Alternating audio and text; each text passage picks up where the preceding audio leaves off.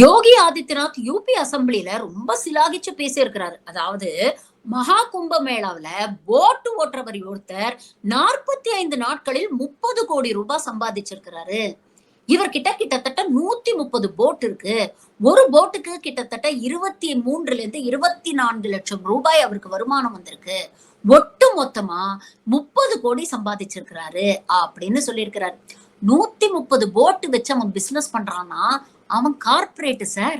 அவன் போட்மேன் கிடையாது. அத முதல்ல தெரிஞ்சுக்கங்க. அதுக்கப்புறம் இப்படி போட் ஓட்டி இவன் 30 கோடி சம்பாதிச்சிருக்கானே, இதுக்கு டிக்கெட் எல்லாம் எப்படி? எல்லாமே கேஷ் டீலிங்கா? இல்ல கவர்மெண்ட்டுக்கு டாக்ஸ் வரா மாரி எல்லாத்தையுமே வெளிப்படையா செஞ்சிருக்கிறாரா?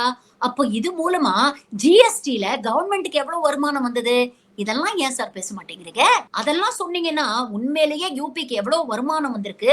அந்த வருமானத்தையும் மீறி தென் மாநிலம் கட்டுற வரியில இருந்தும் ஏன் சுரண்டி திங்கிறீங்க? அப்படிங்கிறது எங்களுக்கும் கொஞ்சம் தெரியும்ல.